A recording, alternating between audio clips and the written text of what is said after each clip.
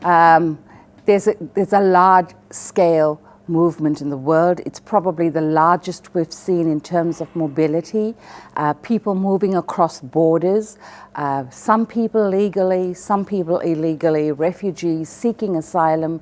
So it's something the world hasn't seen before.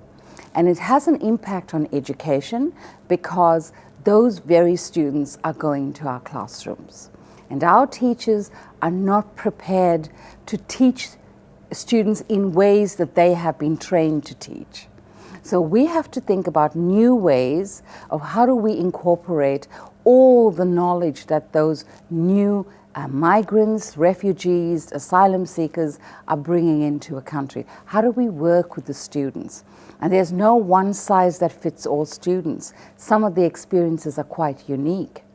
Some of our refugee students come from camps. They've never been to a school before. So how do we work with those students? And that is where the problem is. And that is where we have to change what we have learned to teach previously, or how we have learned to teach previously. Don't acknowledge that they come with a wealth of information. And they are highly, highly resilient. The strength that they've been, the experiences that they've had, it's like no other child in that classroom may have experienced. So they've seen much more of the world than some of the teachers and the students in their classroom. And it's our job then to draw from that experience. And they are so strong, they are so incredibly strong, but we don't recognize that in our schools. We always see them as students who are weak, students who lack it's a deficit view of them because they don't excel in schools. But if we turn that around, they are so absolutely strong. They've seen so much in their lifetime, and they are resilient. They will fight, they will work as hard as they can until they get what they want.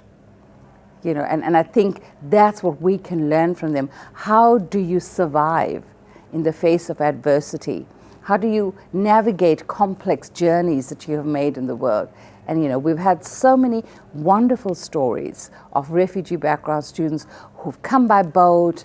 Some of them have been rejected by host countries, and then they get scholarships. They get a fantastic profession, and they're doing exceptionally well, and they become role models for others.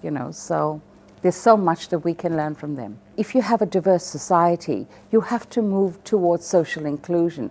If people don't have a sense of belonging, if they cannot belong to a particular society, they will always be on the margins. They will always be alienated from that society.